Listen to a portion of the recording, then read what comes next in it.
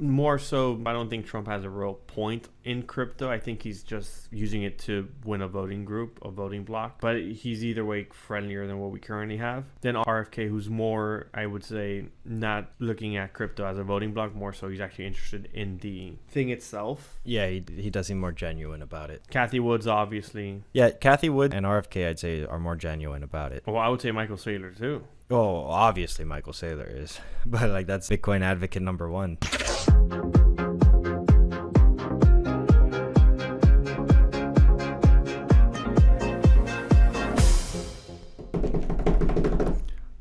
Welcome back, everybody, to another week of your favorite crypto podcast.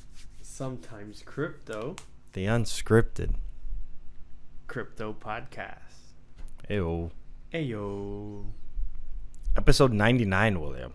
We're pushing almost through. 100. We're almost at 100. We're almost at 2 years. 104. We're almost at all things. And Alex still doesn't have. We still haven't had 3 comments, so Alex will be here shirtless. Maybe for episode 100. Maybe. Oh, also, we're 2 subscribers away from 100 subscribers. From 100. So like, subscribe, follow, hit the notification bell. If you can, and hit the please. thumbs up. 100 subscribers for 100 episodes would. It's a tall order. We got a week. Progress. For 2 more people. It's a slow candle burn. Slow. Is that how you say it? Slow burning candle. Slow burning candle, something like that. But we are in a mission. We are in a mission. And why, William? Because of the subscribers? What? I don't know. I was gonna try to transition into the charts, but that. What? It was not smooth. It wasn't good. This might be the reason why. Almost 100 episodes. You still can't transition to it. This is the reason why we don't have 100 subscribers. It's not the fact that we suck at talking. It's the fact that Alex can't get this shit right. Well. We make progress, 1 step at a time, 1% better. Son, if we could get 0.5% better, it'd be progress. So tell me, William, what's been going on? So we want to start with the charts? Well, not necessarily. I think there's something in front of the charts. Something in front of the charts that perfectly lead into the charts. Because I don't think we talked about it last episode. Okay, hit me with it. Joe Biden, Uncle Joey Biden. That's true. He said, "I ain't running." He did say he was. He said, "I'm done." He wrote a formal letter and he wrote it and he posted it on Twitter, saying that he's out the race. He no longer wants to be the nominee for the Democrats. He waited quite a while to push that out, didn't he? Man, I don't even want to get to the conspiracy of it. Like, they're all saying like they used it on purpose so they can't vote in a different nominee. That it has to be directly like just who's ever up next, which will be Kamala. Whole conspiracy theory. That could be a strategy. That could be a strategy. Yeah, and they're saying like he was forced out, like he was doing fine, like not fine as in like he's doing good, but fine as in the sense of he was already there. He's already like saying I'm not going anywhere. He was saying I'm not going anywhere for the last like 2 weeks, 3 weeks. Mm-hmm. So whatever. So point is, the news comes out. Market tanks, right? Because we don't know. Because apparently, since the market knew it was gonna be Trump against Biden, the market felt that Trump would win that, regardless of who was like if it was against Biden, because it was hard set. Yeah, it was pretty. Confidence was pretty leaning towards. But it's Biden's nominee, Trump's the nominee. It's gonna go down to them, and Trump wins that over Biden. So the minute Biden drops out, market tanks, right? You would assume it wouldn't tank, but it just swans dive. By the time then that Biden gives out his nomination, who's his nominee, which was Kamala, the market immediately starts to recover from that. And then Trump comes out saying like, "Oh, that's an easier win than." No way, he said that. Than Biden himself, huh? He said that. Apparently, that's what I heard. Like that's what I heard on the Twitterverse, on the Xverse. It was Trump wrote or stated that that's an easier victory. That's funny. That's like I. So immediately after the market knew that it was Kamala, they were like, "Oh, that's an easy win either way." And That's hard. we're That's hard currently- to see because I don't know. I felt like Biden was definitely the easiest one.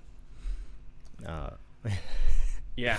Kamala Yeah, might I'm with actually you. put up a fight. I think at least he might be underestimating her right now. I'm not saying me. I wasn't me. I'm saying the markets.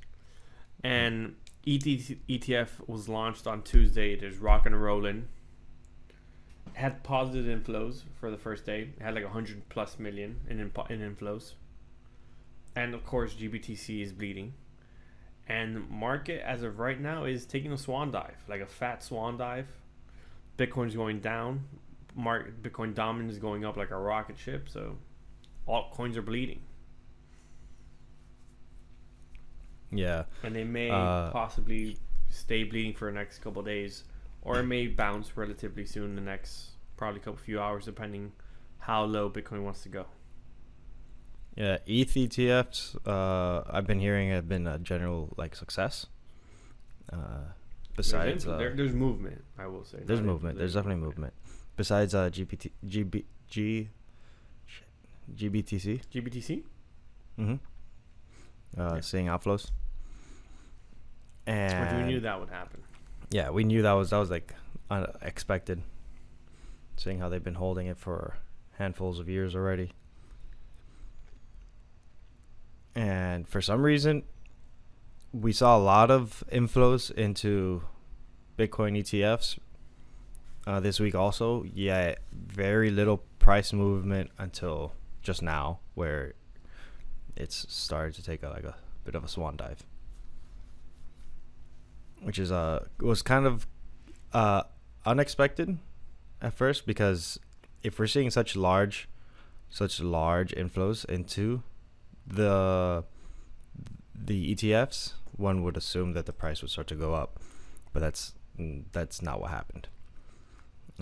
Specifically, BlackRock saw $526 million in inflows, which is the highest that it's seen since March 13th. That's large. That's a significant amount. Yeah, I guess what you can say is there's enough of a market besides these ETFs that will still be selling it whenever they want around the world, you know? And plus, Mt. Gox distribution's on its way. Like, so creditors are being paid out. I was just about to say that. Now, actual creditors, individuals are starting to get the actual funds in their hands. I think they've given out like 60% so far. They have another like 40 to go, give or take. Yeah, that's definitely one of the bigger like bear movements. The fact that Mt. Gox is pushing out a bunch is pretty much the same thing that's going on with GBTC. A lot of people that's been in the game for a long time are receiving some crypto assets that they could finally get rid of and dump onto the market so they could exit in the green, no doubt. Mt. Gox? Yeah. I think there's less selling there than we anticipate. I do think that there is less selling, but because of that disbursement, there is more uncertainty. Yeah. And then not as many people willing to buy right now because of that uncertainty, that there might be a lot of people willing to sell in the near future. Also, apart from that uncertainty, it is, as of right now, the report came out a couple days back, maybe a week now, that it is currently the 3-year low for crypto interest or Bitcoin interest. What do you mean? Like interest. Interest, yeah. We have the least amount of eyeballs. Crypto has the least amount of eyeballs. Okay, yeah. Not so much in a like 3-year period. Not so much like percentage, like yield interest, just like actual, like someone's interested. Yes. Yeah, I see. Exactly. Thank you for wording. I don't know if that had to be worded like that, but thank you for your assistance. No, because you said interest, and I was like, what interest is he talking about? And then I quickly realized that you're talking about your reading comprehension, your listening skills. Listening skills. On point. They're getting there. Yeah, so like we're seeing a bit of a downtrend right now. And I think that once Bitcoin starts to pump a little bit more, like after we reach as low as we're gonna go, once Bitcoin starts coming back up, the investors that were scared to buy at current prices because of the Mt. Gox distribution are going to end up buying anyways. It's going to pump a little bit more. And then once Mt. Gox debtors are comfortable, they're like, oh, look at this. This might be a good point to get some liquidity and cash out a bit. Yeah. Also that. And just like chart-wise, RSIs, meaning the level of buying that's been happening on every other time frame except the daily, is oversold. So the minute is overbought. I'm sorry. The daily RSI is overbought. So the minute that starts to come back down and they are reset and we're sitting around 62, maybe 63,000, we can then go for the next leg up and push those to overbought. Yeah, this pullback basically just going to reset the market for, in my opinion, the next leg up. Is there any place that you think it will like settle down at, more or less? Like, what's the line of support that it would probably be hitting? Line of support that I have that I'm currently looking at, because it's currently sitting on some support, sitting on the 50-day MA moving average. So the 50-day MA, I'll just share the chart so you can see it's easier that way.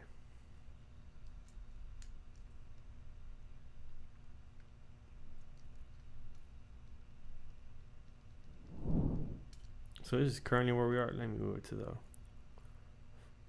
a smaller time frame. This is currently where we are. We're sitting at 63,980. This is the 50-day moving average, which we're currently on right here. So this will have support because it is what it is. Our next point of some good support is this 382, which is 62,715. It's a little lower down. It's like another 2%, give or take. Yeah, almost 2% down. And then here should have some good support because you can clearly see we sit on that all the way back. And then if we can hold that, RSI's reset enough, we can then see a nice bounce back. As you can see, daily's coming down. Yeah, everything so else, daily's definitely overbought. Yeah, and 3-day, but the weekly 3 days overbought, and so is the daily. But weekly's still at the bottom. Weekly's at the bottom. 12 hours is almost all the way down. 8 hours on the floor. 4 hour on the floor. 2 hours on the ground. 1 hour is coming down. If not yet. So once this bounce happens from around here, we should see a good reaction off of that, in my humble opinion. Then additionally to that, like besides the fundamentals, what's the word for that? Technicals. We have the Bitcoin conference coming up this weekend, Nashville, Tennessee. And typically what I've been seeing when it comes to like bull seasons, crypto summers, the Bitcoin conference tends to bring in a lot of hype. People get very excited by what they're seeing, what projects people are working on, and products, and it tends to see a bit of a pump after that weekend because of all the good news that people end up getting at the conference. And this year, since it is an election year, we have currently 2 presidential nominees who will be attending for sure, and possibly a 3rd presidential nominee also. No, she rejected it. Oh, Kamala recently rejected it? Yeah, that it came out hours ago. That she denied it. Yeah, because she had gotten a letter from what's the word? There's like lobbying groups. There's a specific crypto lobbying group called the Digital Chamber that sent her a letter trying to get her to go to the conference, the Bitcoin conference. They were pretty much telling her that the Biden-Harris administration has been not only distant from the crypto topic, but at certain times hostile. And if she were to go, that will obviously show that there is a different perspective from her campaign in what crypto should be within the United States. But if she's rejecting it, then she's making it very clear that she is against crypto, and not for that whole crypto revolution. Yeah. Yeah. No, I agree. Not much to add on that, really. Apart from the fact of I wouldn't, even if she did go, I wouldn't trust much what she has to say or they have to say just because. Yeah, it would be something that you would have. I mean, nonetheless, I think all of them have to be something that you take with a grain of salt, because it is very obvious that crypto is a growing concern for the nominees as to something that they should be talking about. But overall, like the Democratic Party, the Democrats have been painting this picture. They've been painting the picture that they are against any Web3 applications and that they don't want it. So it's definitely off-putting to the more liberal crypto users, because it shows that party is not aligned with their views and beliefs. Yeah. Totally she was presented the opportunity to shift directions and be more crypto friendly. But if she recently denied it, then pictures painted pretty clearly. Cement seems to be drying. Yeah, but nonetheless, they still for the crypto conference, for the Bitcoin conference, better said, they still do have quite a lineup. I have a small list here of who they got. It doesn't say, which day, who's going to be where. It just says headliners. Mm-hmm. We got the number one. We got Donald Trump. We got RFK. We have Kathy Woods. We have Michael Saylor. We have Russell Brand, Edward Snowden, and Vivek Ramaswamy, all as speakers. For some reason, the Edward Snowden got me by surprise, but then I realized he's just going to be doing a video conference, and he's not actually going to be there. No, he's not going to be. Yeah. I was like, what? Edward Snowden here in the U.S.? Not happening. Yeah, he's going to be zooming in. Yeah, he's going to be zooming in. Definitely going to be through video call. But yeah, the lineup's pretty stacked. Russell Brand. Yeah. You know who Russell Brand is? Yes and no, because like I'm drawing a blank, but I definitely know I've heard that. And Russell Brand, I know who that is now. The actor, right? What does he do? He's like he's the English actor. Very has a lot of like controversial topics on the internet. Very like I want to say like hippie-esque. Yeah, fair enough. Yeah. Yeah, I was like, I know that name, but where do I know it? And then I was like, wait, that's who it is. I'm surprised that he's going to be at the Bitcoin conference, actually. Did you know he was going to be going? Well, I didn't know. But from what I'm reading here in their description, there's nothing of crypto.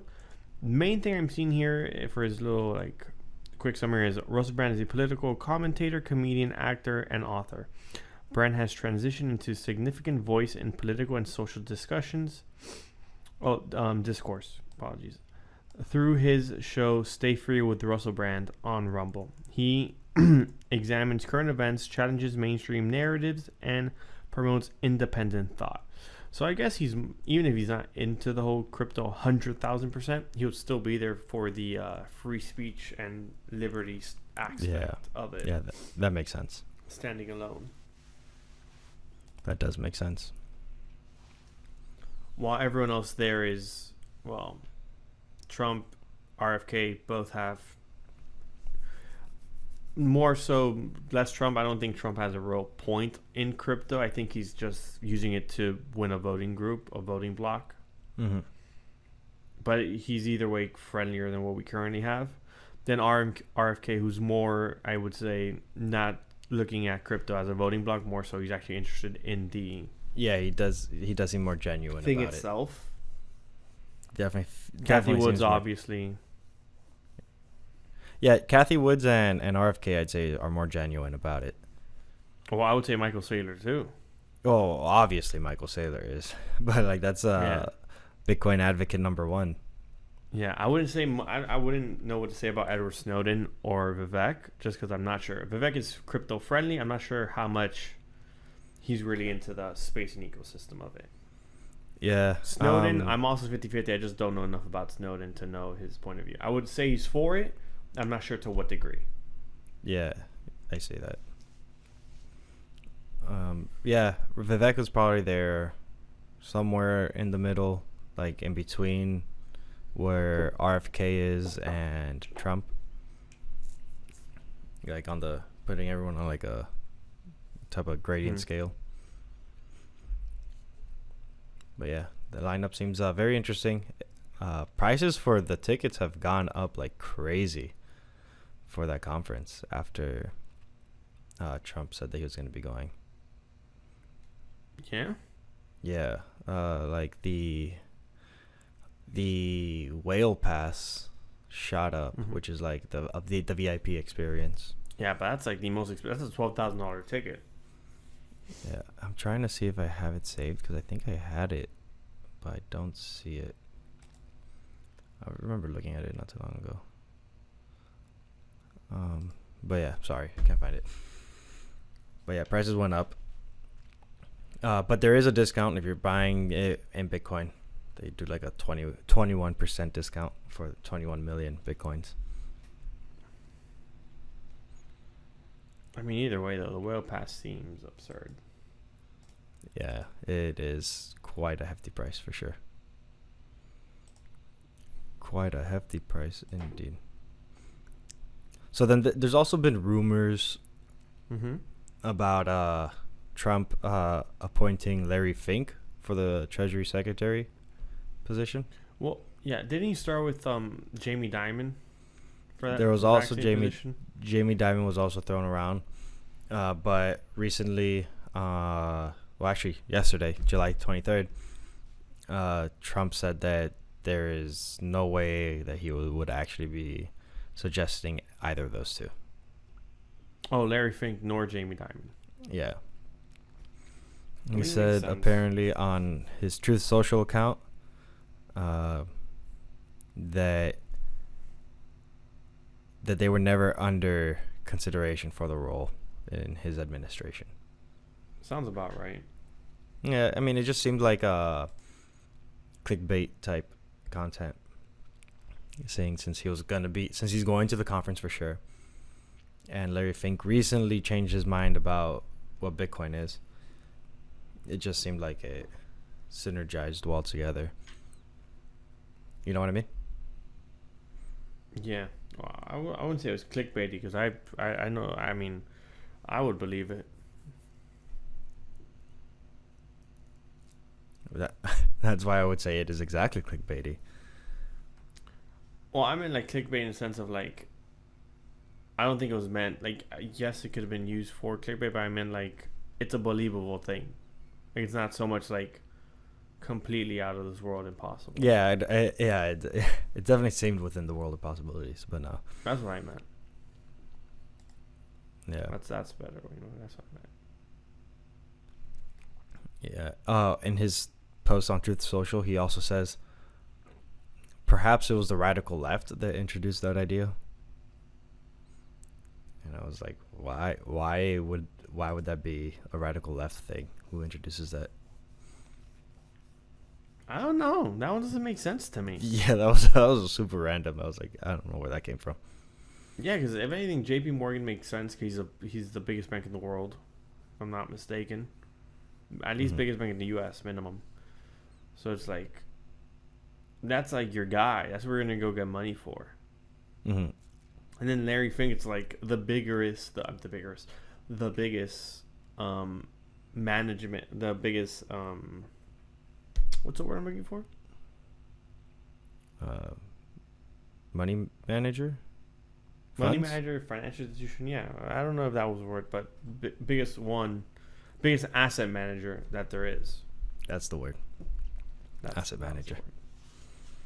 So Took you a minute, but you got it. I figured it out. So I would assume he would want them either way. Yeah. Larry Fink, I get. Jamie Dimon still might have been like a paid position. He's like, oh, yo, I'll slip you some money. Put me on your cabinet. Maybe.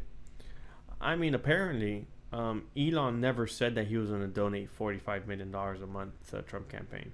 I never believed that one. I was like, where? I was like, that's a lot of money. I read that, but that was a real article, though.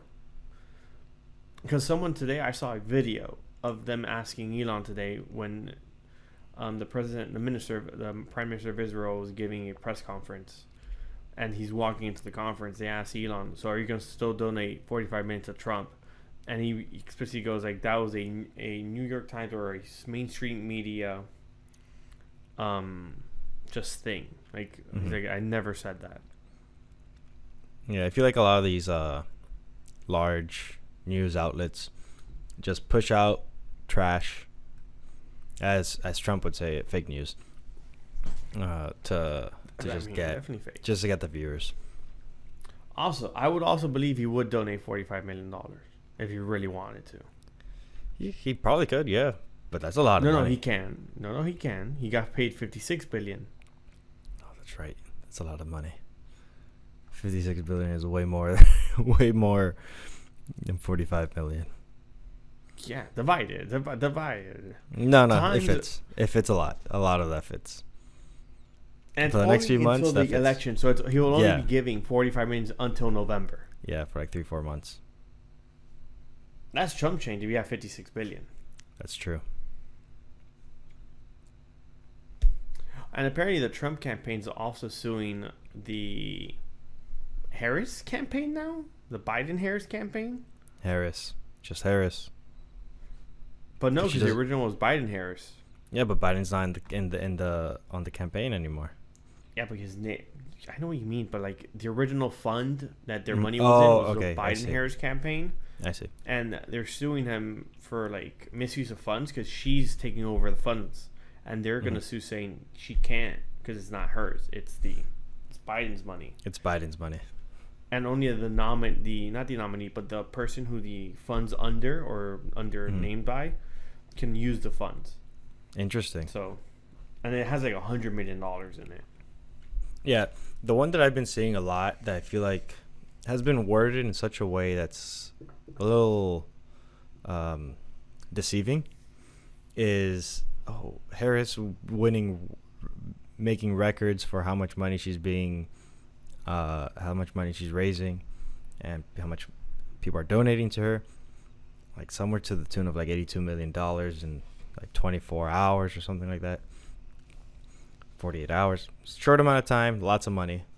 And I'm over here thinking, I was like, I'm almost certain all this money is just money that donors that were planning to donate to the Biden-Harris administration campaign stopped donating because they're like, why am I going to donate money to someone who's very clearly going to lose?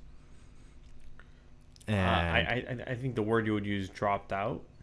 And then once he dropped out, it's like, okay, now we could actually invest this money. I'm going to agree with you, but it's the fact that he dropped out and then they just donate to her. I don't think they waited until then. No, they weren't waiting. I don't think that they were waiting. Did they just Biden dropped out and he's endorsing Harris? Okay, let's fill her up. And also apparently, because that number seems to be real, but it's also the fact that donations are on a deadline. So you have to donate before an X time period. Mm-hmm. And like the time period, like the window's open for another 3 weeks apparently, or like something like that. Yeah, because DNC, the Democratic National Committee, is in 3 weeks, and it's coming up, and that has all to be set before then. So that's also why it's on a rush to like if you're gonna donate now. Yeah, have you ever donated to a campaign? Off topic question. I have not. because I haven't seen a presidential nominee that I'm like, you know what, this person Worth it giving you my actual money. needs my support. You're like, I need it more than you do, buddy. Yeah, so like what's the name? Back in the 2020, what was it, 2020 election? 2020. Yeah, 2020. The one I wanted to win was Andrew Yang. I thought he was a good opportunity for the U.S. And then this election, I was leaning more towards Vivek Ramaswamy. But these were two Asian Americans, very unknown individuals, very successful in business, both of them. And I don't know, I like their policies, I like their point of views and stuff. But at the time, I was like, why am I going to invest in someone who's likely not going to win this? I'm not going to say it because I don't trust that we're going to be able to clip it out. I'll say it after. Why we wouldn't vote for them. Why we wouldn't vote for them? Not we, because they had my vote. Uh-huh. But why America? Why America? Yeah, I see. That's a later topic. Duh. This guy. Oh, I forgot to mention something actually noteworthy. Grayscale's coming out with a decentralized AI fund. Oh, really? Yeah, and it's gonna be made up of these specific 5 tokens. So BitSensor Tau is gonna have almost 3% of it's gonna be made up of Tau. 30% is gonna be made up of Filecoin. LivePeer LPT token is going to be 8.64% of it. Near is going to be 32.99% of it, and Render will be 24.86% of it. Wow. So, great for them. Quick disclaimer, I do invest in Filecoin and Render. That's Quick a disclaimer, crazy... I also have Render and Filecoin. So, that's a really good call for... You said who was it that's going to be doing that? Grayscale. That's a really good call for Grayscale. Decentralized AI. Yeah, decentralized AI I think is something that's super important. Will be like I can't even emphasize enough how important that will be in the future. We don't want centralized organizations with closed source machine learning, artificial intelligence. Getting closer to AGI. Getting closer to AGI. If not already there. That is very dangerous. Very dangerous tool to be left alone in the hands of very few powerful individuals. Yeah. Decentralized AI. That should be a slogan. And he pretty much had the top tokens. Like apart from LivePeer, which I don't know what token that is. BitTensor is a brand, like not brand new, but it is a newer AI token. It's a $350 token, pretty much. Is at $330 right now. Near Protocol, which is another really big AI token, which is at like $5, $4 almost. Render, which is at like $6 and some change, and Filecoin, which is just dumped recently, but got all the way up to $250 in last bull run. Well, last cycle's peak. It also released at the same time frame. So I don't think we'll see 250, but I think we might see 50. Yeah, I just feel like my safe bet's 20, my higher end bet's 50. I just feel like these tokens are still very early stage. Like they have a lot of development to go through before. Yeah, no, these it becomes mainstream. Long term, these I think are going to be not pivotal, but cornerstone. I would say pivotal. Like, super important. Yeah. Yeah, I guess essential. Essential. The word essential. Essential. Like I said, can't stress enough how important it is to decentralize AI. That might be my slogan when I run for president. Run for president. Be like decentralized AI. Fair enough. Wow, how do you hear about that news? Well, it came out last week. I just closed my tab, but it came out last week. And yeah, it came out last week on the 17th. I just forgot to mention on last podcast, but it came out. It's on Global Newswire. I'm loading it up. And they talk about that they were creating a brand new fund, an AI fund. Cool. Which will at some point, just so you know, become an ETF. True that. Yeah, we'll definitely become an ETF at some point. Right? Because now after ETH ETF, everyone's going to start working on the next ETF. The next crypto ETF. Solana's next for sure. It's most likely Solana.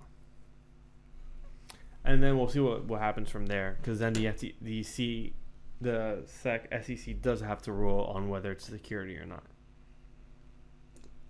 So, it also wouldn't be a bad idea to hold off on approval or applying until we get a new president in, if we do. Yeah. Because apparently there's rumors going around that Gary Gensler might not make it to the next president. He might be here. He might have to resign. Yeah, as very Joe possible. did. Very possible. And I didn't let you speak. What's up? Well, I was gonna say, since we're talking about SEC and Gary Gensler, I found a very interesting video series on YouTube today that I started watching and will likely watch till completion. It is an MIT course. You don't do that often. It is an MIT course. I heard about this. That's free. MIT 15S12, Blockchain and Money, taught by the one and only Professor Gary Gensler. Big G. The Big G, Gary Gensler. I was reading the comments for some of the videos as I was watching it, and that was kind of funny because like one of the most recent ones was like, it's actually interesting seeing him in that environment because he's actually very like approachable, like not a bad person, non-hostile. But this was in 2018 was when this was posted, so this was a couple years back. This was before he was the chair of the SEC and somehow became against crypto. But he does have a pretty good understanding of what the internet is, of how Bitcoin works, because he's literally Are you saying he's not a boomer? No, he's not. He does not. He knows how it works. And like watching the video, watching the episode, or this lecture is what it is. It's a lecture. Watching the lecture, I was realizing, I was like, damn, like he's spitting out good information. He's not ignorant. And I was like reflecting on me, like being mad at him before, you know, like, damn, does he deserve this hate that I like internalize? And then I realized, I was like, probably, because if he is so knowledgeable about how blockchain works and he's still so against it, I feel like something is influencing him to have the I think it's a thing of he got to chairman of the SEC. He doesn't want to also like ruffle any feathers. Probably. While he's there. Yeah, you know? so I still have a whole semester worth of lectures to watch. To go through? Yeah. Before I see how he is as a professor and get to know him, so to say, a little bit better. I might stay awake tonight until 2 a.m. if Bitcoin keeps on dumping. See if we catch this 382 bounce. William's not going to be able to sleep tonight. I would have to wait until Asia session just is already woken up. I would have to wait for London. That wakes up at 2 a.m. to see what they do. I'm sorry, I interrupted with something. When duty calls, William, you got to put in the hours. I really just want to see if I stay up looking at this chart. Can't you just like take like an hour nap? No, because I share a bed with someone. I would wake them up. True that. You would wake people up. It's easier to stay awake and just like be there looking at it. Yeah. Also, by the time we finish wrapping up, and it's one thing to another. It's already 12 o'clock at night. What's exactly. 2 hours? We'll make some coffee at that point. So, maybe get a brewski. Yeah, but fun stuff. Speaking about fun stuff, What's up? What fun stuff happened? Atari, the well-known, the almost some would Is say Atari Nintendo? No, right? Atari's legendary. Atari. No, Atari's Atari. All right, I'm not sure about that. Some would say legendary video game company has really jumped in. Revolutionary for sure. Has jumped in to the Web3 space. No way. Yes, sir. They got the gaming? They got on-chain arcades on the works. Not just on the works, but live. They are using the Base platform. That's right, Coinbase's very own blockchain to host a weekly leaderboard competition for the infamous Asteroids game. Oh, that's fun. Yeah. So if you go to arcade.fun, super easy URL, connect the wallet. You could even create one on the site. It'll show you how to have a plugin to opening up a wallet. You can mint the game Asteroids and then play on chain, and then whatever score you get will be thrown up onto a leaderboard with the opportunity to win actual cash prizes. I might play this as I burn time waiting for London. I would highly suggest doing it. All you gotta do is connect either a Coinbase wallet, MetaMask wallet. They have let's see. You would need, what token would you need for gas fees or anything, or nothing? I think it'd be Base. Base doesn't have a token. Oh, I don't know. You're right. I forgot Base doesn't have a token. I Base just is found layer 2 on ETH. I just found out about this right before we started recording this episode. So I actually didn't have a chance to play it, but I do want to play it. And if you're going to be up till 2, perfect opportunity to kill some time and jump on chain. So current person number 1 on the leaderboard is this guy named Papa Crypto with a score of 59,580 points.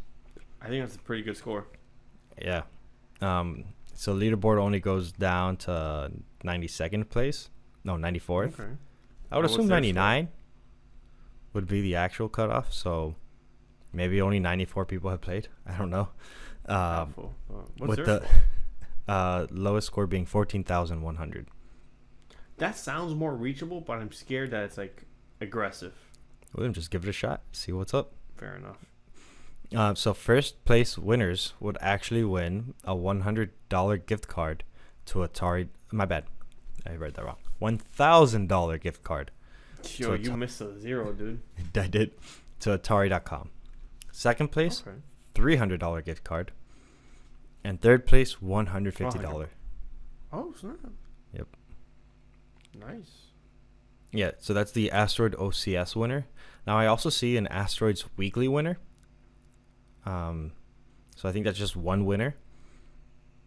Or maybe 2. I don't know. This third box is a little unclear. But I see first, number 1, 2,600 plus. 2, camp merch for $35 code. And 3, Asteroids recharging Steam codes, which I have no idea what those are.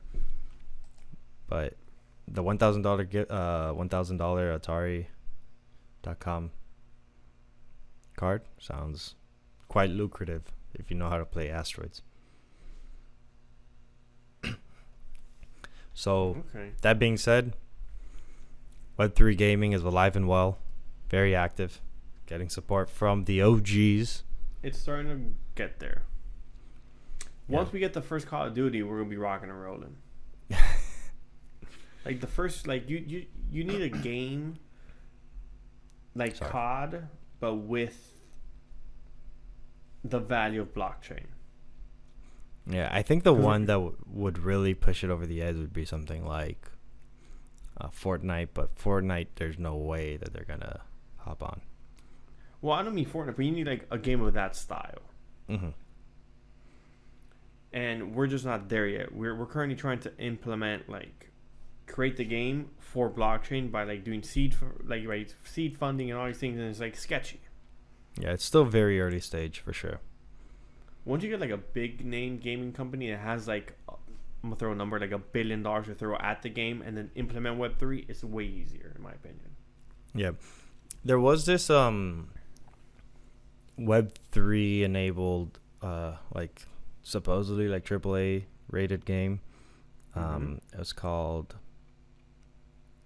Big Time. It came out recently. I haven't looked into it. It's been in the works. It's been in the works for a while. Yeah. Token's good, by the way. Like what you're gonna speak of, it's like it's a solid project. No. I know that much about the project looked really crazy when I first heard about it, and I first heard about that game like three years ago, I think, maybe even 4 actually. But it was like early stages back then, and I remember getting quite a bit of hate back then because a lot of people were getting into the space for like just making money and flipping in-game stuff. So kind of create like a bit of a bubble, overinflated market where people were buying NFTs, in-game NFTs, but they weren't actually planning on playing the actual game. Yeah. So mind you, do your own research behind these things, because I may say it's a good project, but I haven't done my own research. I've heard that talked about. Like I've heard it being said. Yeah. Also, this whole Atari thing. I don't know what the gas fees are. I don't know how they do it. Like I said, I just found out about it recently. We're not affiliated. We just found it. Yeah, and I thought it was pretty interesting.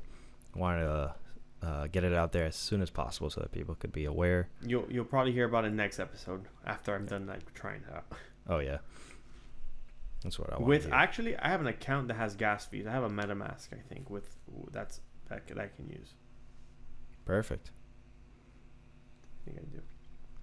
You might just create a new Coinbase wallet just to play it if there are no gas fees associated with it. Or very low, at least. Very low. Because I doubt there'll be no. There would likely be. It's ETH based. Right, yeah. That's exactly ETH based. Fucking criminals.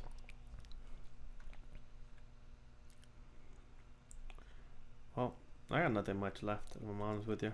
Well, since we're talking about fun stuff like Atari, there's more fun news for this case, the wealthy individuals who have a large wealthy 200 some $1,000 of disposable funds. Sounds pretty wealthy to me. Right? Yeah. Ferrari is expanding its reach into the Bitcoin crypto field and will soon allow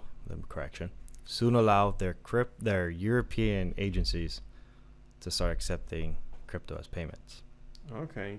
That they're expanding from where they started in last the US. Year? Correct. Yeah, it was in the US and also I'm assuming it'll stand here, but it was specific models that would be payment. It was recent. Payment. I think they started with specific models, but they rolled it out enough so that So you can buy almost any Ferrari from the actual dealer, from the Ferrari dealers. Correct. So Ferrari started accepting crypto as payment in the US back in October. Yeah. Of last year. Correct, yes. Obviously, they've been using BitPay as its cryptocurrency payment processor. And they were allowing people to pay in Bitcoin, Ethereum, and as well as USDC. That being said, they weren't holding these crypto assets. They would actually immediately they would immediately require the dealer to convert it to USD to avoid any discrepancies in price swings. But they are allowing people to pay and use it as a form of payment. Okay, dope. Yep. I think that's a great approach to dipping your feet into the water of what crypto has to offer. It's a step in the right direction. Correct, because that's like the main argument that a lot of people have right now. Is like, oh, you can't use it. You can't use it. How am I going to pay for it?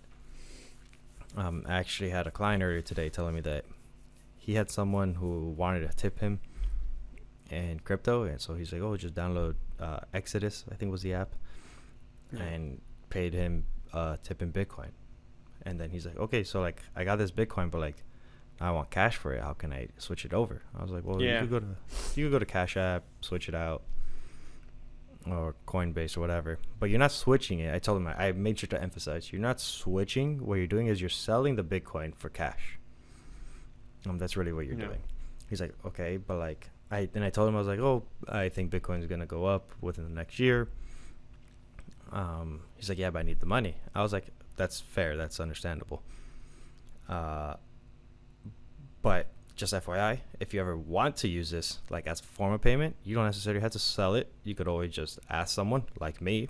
I'll be more than happy to accept Bitcoin as payment for goods and services. For goods and services. And then he's like, okay, heard. Yeah. But yeah, definitely people are starting to use it more as a form of payment, transactions. Also, it is Ferrari. It's like a luxury product, so it makes sense. Correct. To start there. But it does, I would say, trickle down from luxury, expensive products down to day-to-day uses. Yeah. And necessarily doesn't have to go one to the other. It could be, we're starting here in this situation, both fronts. It just depends on the countries you're going with. Yeah. So like I would say that El Salvador, it is Costa Rica. Yeah, it is. It is definitely bananas. coming in from both sides. The way I tend to see it is there's two parties. There's one party that's in desperate need for some better solution to what they have now, like Colombia, Venezuela with hyperinflation, Argentina with hyperinflation. So they're desperately needing something, so they will just try whatever can potentially be better. And then there's the other party, the wealthy groups, who tend to be bigger risk takers and choose to get into what people would consider risky investments with potentially huge upsides. And that's kind of like the target audience that Ferrari's trying to go for. The wealthy people who have a lot of spare crypto assets that they could use to buy new toys. I'm not going to disagree with you on that. I will also add, though, it's also going to the degens who got in early. True that.